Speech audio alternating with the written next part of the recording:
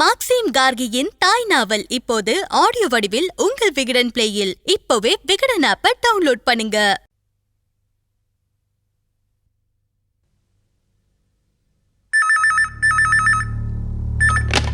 Hello, எங்க ஆஸ்பத்திரிக்கு கிளம்பி வர சொல்லியிருந்தேன்ல, இன்னும் கிளம்பாம இருக்கீங்க. நான் ஒருத்தியே இங்க எவ்வளவு சிரமப்பட்டு இருக்கேன் தெரியுமா? ஏய், உன்னை யார் அங்க போக சொன்னது? யார் உன்னை வீட்டுல சொல்லாம கண்ட இடத்துக்கு போக சொன்னது? என்னங்க இது நிலைமை புரியாம பேசிட்டு இருக்கீங்க? என்னடி பொல்லாத நிலைமை? உன் இஷ்டத்துக்கு தான் எல்லாத்தையும் செய்வியா? எங்க நான் சொல்றது கொஞ்சம் கேளுங்க. நீ சொல்றத நான் கேட்கணுமா? யார பாக்க போனியோ இனிமே அங்கே இருந்துக்க, இங்க வர ஒண்ணும் தேவையில்ல. ஹலோ, எனக்கு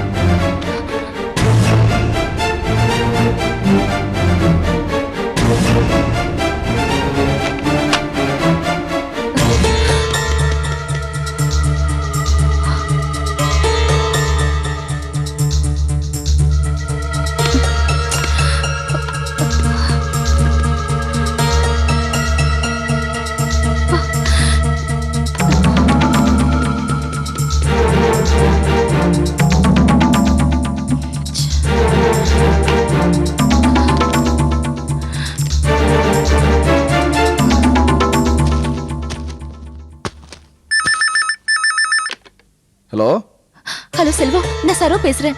சொல்லுங்க. நீ என்ன குரல் ஒரு மாதிரியா இருக்கு? செல்வம், நிர்மலாவுக்கு பிரசவ வலி வந்துருச்சு. நான் அவளை ஆஸ்பத்திரி கூட்டிட்டு வந்திருக்கேன். ஐயோ, எங்க தனியா இருக்கீங்க? ஆமா செல்வம், தற்செயலா நிர்மலா வீட்டுக்கு போயிருந்தேன். அவளுக்கு வலி வந்துருச்சு, நான் ஆஸ்பத்திரி கூட்டு வந்துட்டேன். வீட்டுக்கு போன் பண்ண உங்க அண்ணன் தான் எடுத்தாரு. என்ன பிரச்சனையோ தெரியல. அவர் கோவமா போனை எடுத்து, நீ யார கேட்டுட்டு போன, நீ எங்க போனியோ அங்கேயே இருந்துரு அப்படின்னு கோவமா திட்டிட்டு போனை வச்சுட்டாரு. ஐயோ, ஏன் என்னாச்சு? ஒண்ணுமே புரியல செல்வம். நான் ஆஸ்பத்திரியில வேற பணம் கட்டணும். நான் மறுபடியும் உங்க அண்ணனுக்கு போன் பண்ணா அவர் ரிசீவர் எடுத்து கீழே வச்சுட்டாருன்னு நினைக்கிறேன். என்ன நீ? செல்வம், நீங்களாவது பணத்தை எடுத்துட்டு சீக்கிரம் வர பாருங்க. இல்ல, நான் வரேன்.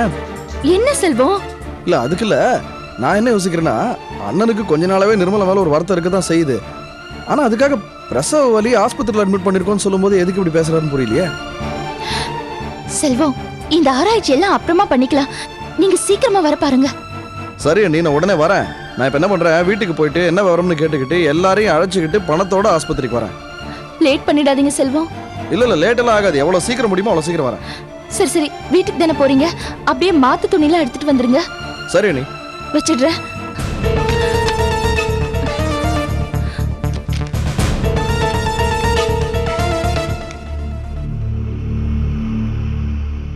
ஏண்டா, பாக்குறதுக்கு தானே உன் பொண்டாட்டி அப்பாவி, உள்ளுக்குள்ள படு விவரம் தான். அடிக்கடி அக்கா தங்கச்சிங்களை பாக்குறது கொஞ்சம் குறாவறதுமா தான் இருந்திருக்கிறா அவ. ராசா, அங்க என்ன நடந்திருக்குன்னே தெரியல. எனக்கு என்னமோ ஒரே குழப்பமா இருக்குது. நீ என்னமோ ஒரு யூகமாவே பேசிக்கிட்டு இருக்க. என்ன கிழவி பேசுற நீ? அத வந்த ஆளு விவரமா தானே சொல்லிட்டு போனா. மாணிக்கம், நீ போன்ல மட்டும் கண்டிச்சது பத்தாதுரா, நேர்லயும் பொண்டாட்டி கிட்ட தீர்மானமா பேசிடணும். என்ன? நான் கிளம்புறேன்.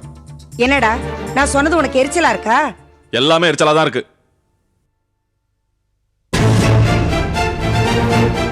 என்னடா கடையை விட்டு வந்துட்ட? என்ன, உங்களுக்கு கோவப்படுறதுக்கு நேரம் காலமே கிடையாதா? எதுக்கா போன்ல அண்ணி திட்டினீங்க? போச்சுடா, அதுக்குள்ள தகவல் போய் மகராசா வந்துட்டான். அன்னைக்கு வரிஞ்சு கட்டிட்டு சப்போர்ட் பண்றதுக்கு. என்னம்மா கிறுக்குத்தனமா பேசுற? முன்ன பின்ன தெரியாத ஒரு ஆட்டோ டிரைவர் கூட பிரசவத்துக்கு இலவசம்னு போர்டு போட்டு வச்சிருக்காமா. அண்ணி நம்ம வீட்டு ஆளு, பிரசவத்துக்கு உதவி பண்றது தப்பா? நிச்சயமா தப்புதான்டா, தப்புதான். நான் எதுக்கு வீட்டுல இருக்கேன்? என்கிட்ட ஒரு வார்த்தை சொல்லிட்டு போக வேண்டாமா? என்ன பேசுற நீ? இதுக்கெல்லாம் உங்ககிட்ட பர்மிஷன் வாங்கிட்டு இருக்க முடியும்? இப்படி எல்லாம் பேசுறதால தான் எனக்கு மேல கோவம் வருது. என்னது? ஏன் மேல கோவம் வருமா? வரும்பா, வரும். ஏன் வராது? உனக்கு ரொம்ப வேண்டியவங்களுக்குள்ள பிரசவலி வந்திருக்கு. நீ என்ன பேசுறன்னு எனக்கு புரியலமா. இப்ப எதுக்காக என்ன நக்கல் அடிச்சிட்டு இருக்க? நீ பெத்த பொண்ணுக்கு பிரசவ வலி ஏற்பட்டு ஆஸ்பத்திரியில கிடக்கா, அண்ணி கூட இருக்காங்க. நீ எதுக்கு இங்க நின்னு எகத்தாளமா பேசிட்டு இருக்க?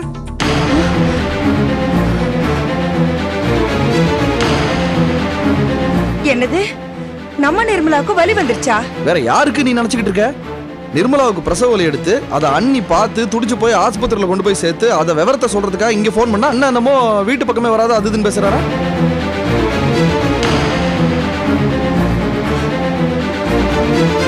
எனக்கு இதெல்லாம் ஒண்ணுமே புரியலமா. என்னன்னு இது? 1000 கோபம் இருக்கட்டும், பிரசவ வலி இருக்குன்னு சொல்லும் போது நீங்க எப்படி நான் நிர்மலா விட்டு கொடுக்க முடியும்?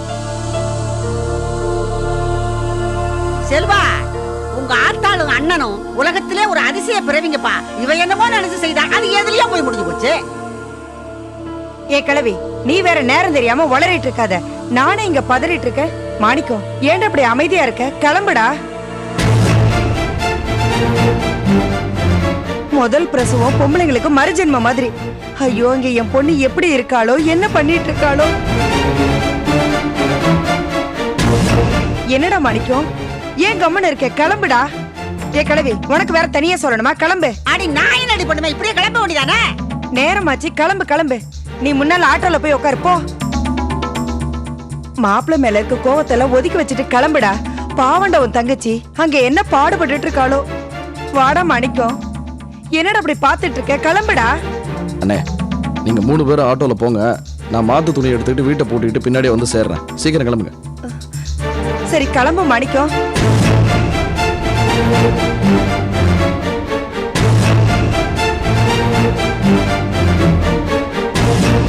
இந்த சட்டை போட்டுட்டு கிளம்பு.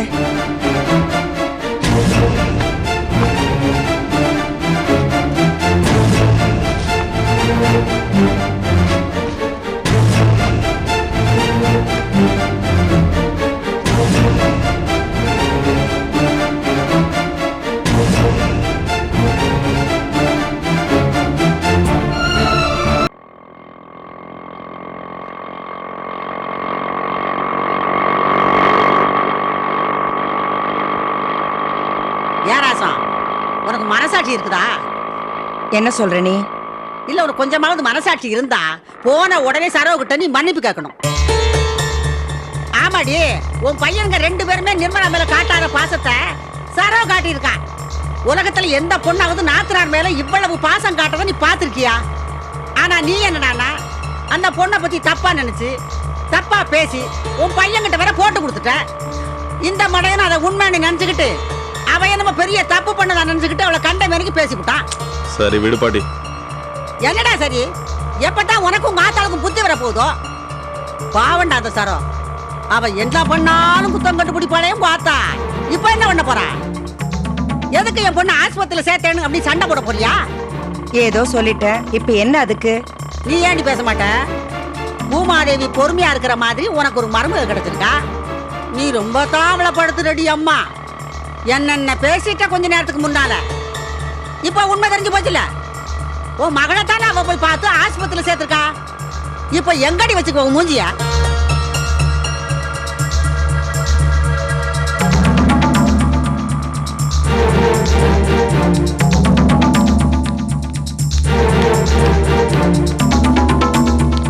சரோ, நிர்மலா எப்படி இருக்கா? டாக்டர் என்ன சொன்னாரு? பயப்படுறதுக்கு ஒண்ணு இல்ல அத்தை, எல்லாம் சந்தோஷமான விஷயம்தான். உங்களுக்கு பேத்தி பிறந்திருக்கா. என்னது, பேத்தியா? ராசா, நீ ரொம்ப அதிர்ஷ்டக்காரி தாண்டி. பேரன் பிறந்ததுக்கு அப்புறம் சொல்லி வச்ச மாதிரி பேத்தியும் பிறந்திருக்கா பாரு. இப்ப எங்கம்மா இருக்காங்க? உடனே எனக்கு என் பேத்திய பார்க்கணும். குழந்தைய குளிப்பாட்டி கூட்டிட்டு வர போயிருக்காங்க. இன்னும் கொஞ்ச நேரத்துக்கு அப்புறம் கூப்பிடுவாங்களாம். ஏனி, டெலிவரியில சிரமம் வந்துச்சா? அப்படிலாம் எதுவுமே இல்லையா. ரொம்ப நேரமா வெளியிலே நின்னுட்டு இருக்கியேம்மா சரோ, உள்ள போலையா? இல்ல இல்ல, டெலிவரிக்கு அப்புறம் உள்ள போனேன். ஆனா 2 நிமிஷம் கூட பார்க்கல. அதுக்குள்ள நீங்க வெளியில இருங்க, சொல்லி அனுப்புறோம்னு சொல்லி கதவை சாத்திட்டாங்க. என் பேத்தி யார மாதிரி இருக்கா? அந்த அளவுக்கு எல்லாம் பார்க்க முடியல அத்தை. அதுக்குள்ள வெளியில அமிச்சிட்டாங்க. இதுல என்ன சந்தேகம்? அம்மா மாதிரி தான் பிறந்திருக்கணும். ஐயோ, இவ்வளவு மாதிரியா? எப்பா வேண்டவே வேண்டாப்பா. ஏன் பாட்டி, வேற யார் மாதிரி பிறக்கணும்? இந்த பாரு, பிறந்திருக்கிற குழந்தை என்ன போல அழகா நல்ல லட்சணமா வெங்கல தொண்டையோட கணீர் கணீர்னு பேசணும். ஏன்னா நிர்மலா முழுவாது இருக்கும்போது நான் அவளுக்கு பாட்டெல்லாம் பாடி காமிச்சிருக்கேனே. ஓ, இந்த பாரு, பிறந்திருக்கிற குழந்தை என்ன போல நல்ல வெங்கல தொண்டையில பாடணும். குழந்தைய பாக்குறவங்க வந்து பார்க்கலாம். அது கூப்பிடாங்க.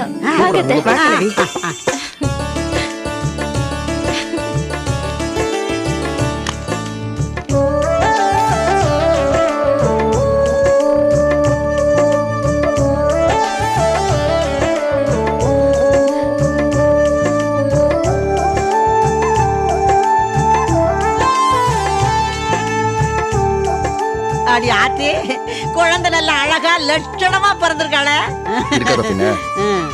அழகா இருக்கு. ஏன் சாரா, நீ எப்படி நிர்மலாவை ஆஸ்பத்திரி கொண்டு வந்து சேர்த்த? நான் நிர்மலா வீட்டுக்கு போயிருந்தேன். அப்ப அவளுக்கு வலி எடுத்துருச்சு. சரி, நான் அப்படியே கூட்டிட்டு வந்துட்டேன். நான் அத்தையும் கூட கூட்டிட்டு போலான்னு சொன்னேன். ஆனா அவளால வலியே தாங்க முடியல. அதான் ஹாஸ்பிட்டல் கூட்டிட்டு வந்துட்டேன். பணம் தான் கொஞ்சம் குறைச்சலா இருந்தது, அதனால தான் வீட்டுக்கு ஃபோன் பண்ணேன். இங்க 5-6 தடவை கேட்டுட்டாங்க. இங்க நீங்க பணம் கொண்டு வந்தீங்களா? பணம்லாம் இருக்க ஒன்றும் பயம் இல்லை, நான் போய் பணத்தை கட்டிட்டு வந்துடுறேன். ம். ஏய் பாப்பா பாரு பாப்பா. நிர்மலா, அது நீ எப்படிமா இருக்க? அண்ணி மட்டும் இல்லாட்டி நான் ரொம்ப கஷ்டப்பட்டிருப்பேன். அண்ணி தான் தினமும் வீட்டுக்கு வந்து எனக்கு எல்லா ஹெல்ப்பும் பண்ணாங்க. என்கிட்ட அவ கடைக்கு போயிட்டு வரேன் தானமா சொல்லிட்டு போனா. அண்ணி இதுக்கு முன்னாடி கூட வீட்டுக்கு வந்திருக்காங்க. தனியா இருக்கிறதுனால மனவேதனை படுவேன்னுட்டு பழம் பலகாரம் கொண்டு வந்து கொடுத்து என்னை பார்த்துட்டு தைரியம் சொல்லி செலவுக்கு பணம்லாம் கொடுத்துட்டு போவாங்க.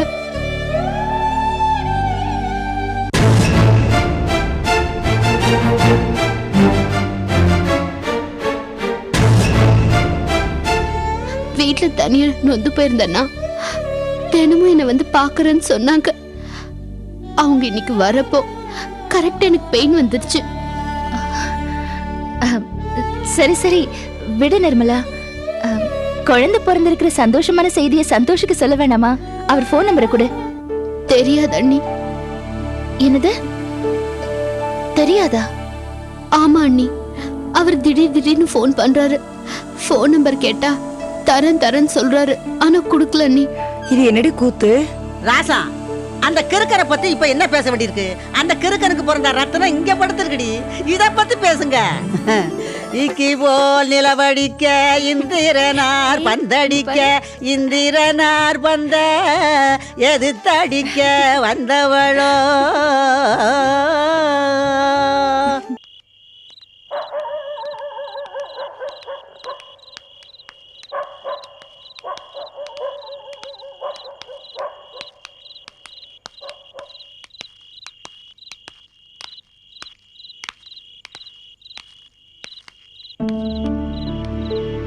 என்னென்ன இது சாத்தி இருக்கு?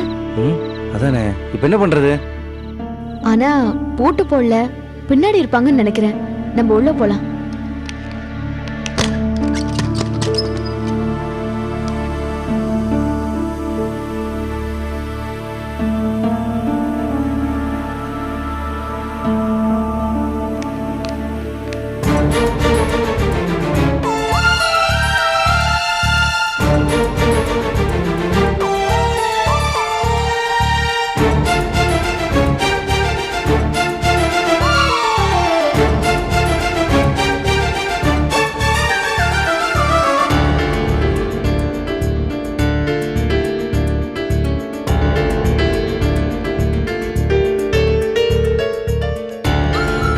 அண்ணே உட்காருங்க. இல்ல விஜி, பரவாயில்ல இருக்கட்டும். பரவாயில்ல உட்காருங்க.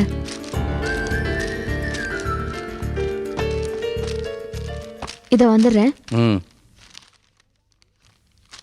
பவானி, அப்பா,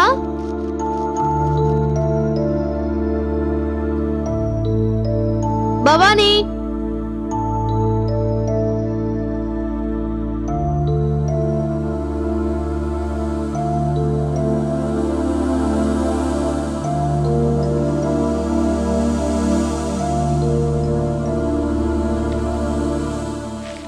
அண்ணே, அப்பாவும் பவனியும் வெளியே போயிருக்காங்க போல இருக்கு, வீட்ல இல்ல.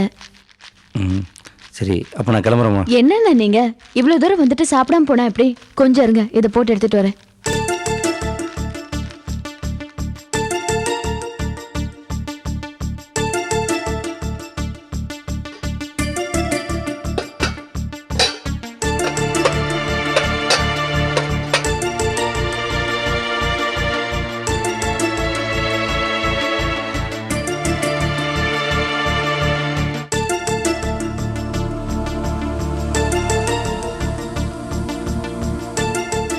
அண்ணே, ஒரு 10 நிமிஷம் இருங்க, சமைச்சு எடுத்துட்டு வந்துடுறேன். இல்ல பரவாயில்ல இருக்கட்டும், நான் போற வழியில சாப்பிட்டுக்கிறேன். ஐயோ என்னண்ணே இவ்வளவு தூரம் வந்துட்டு சாப்பிடாம போனா எப்படி? பரவாயில்லம்மா. இருங்க, ஒரு 10 நிமிஷத்துல சமைச்சிடுறேன். அதுக்கு முன்னாடி காஃபி போட்டு தரேன், சாப்பிடுங்க. சரிம்மா.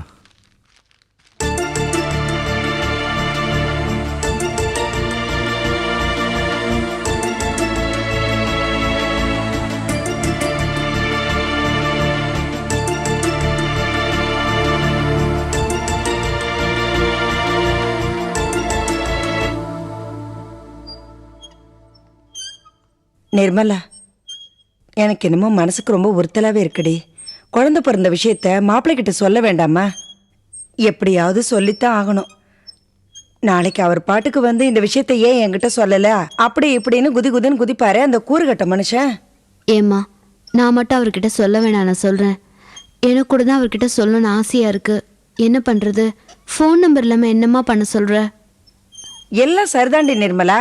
ஆனா இத சொன்னா ஆமா நம்பர் கொடுக்காது ஏன் தப்புதான்னு சொல்லி ஒத்துக்கிற ஆளா அவரு? எப்படியாவது தேடி பிடிச்சி எனக்கு தகவல் சொல்றதுக்கு என்ன கேடுன்னு சொல்லி கத்துவாரு. என்ன மனுஷனோ இவரெல்லாம் படிச்சவரு. என்னத்த படிச்சிருக்காரோ? நமக்குன்னு வந்து வாச்சிருக்கிறத பாருடி. ஆமா, உங்க அண்ணன் எங்கடி சரவ கூட்டிட்டு போனா?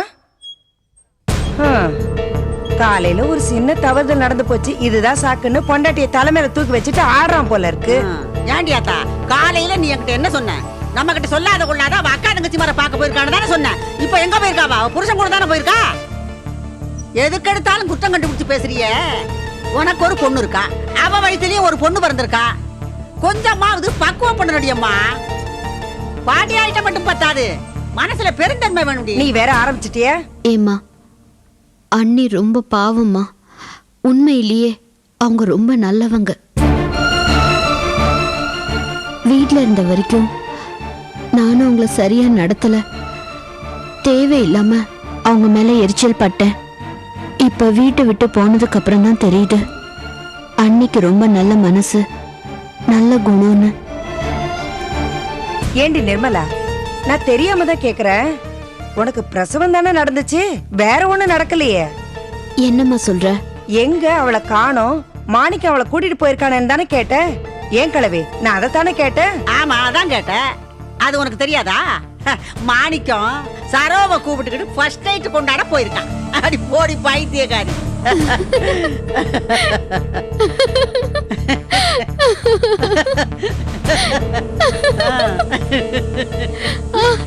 ஐயோ,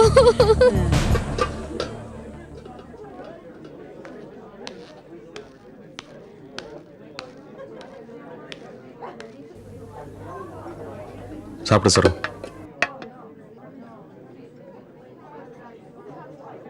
என்ன சரோ யோசிக்கிற? சாப்பிடு. இல்ல, அங்க அத்தை பாட்டி சாப்பிடாம இருக்காங்க. நாம மட்டும் எப்படிங்க இங்க தனியா சாப்பிட முடியும்? இல்ல, அவங்களுக்கெல்லாம் பார்சல் சொல்லிட்டேன், நீ சாப்பிடு. சொல்லிட்டீங்களா? நீ சாப்பிடு. ஆ. நீங்களும் சாப்பிடுங்க.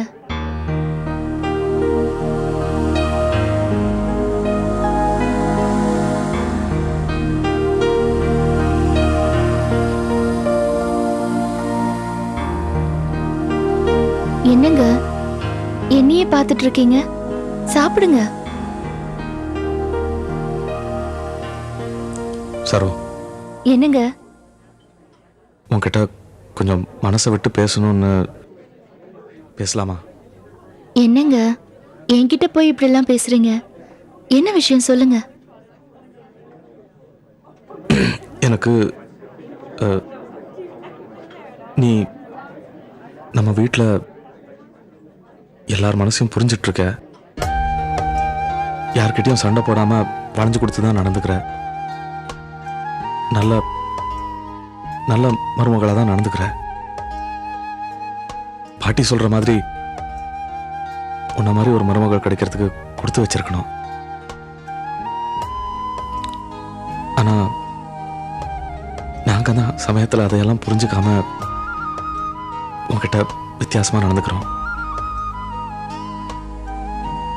அதுலயும் அந்த தப்ப அடிக்கடி ரொம்ப மோசமா செய்யறது நான் தான்.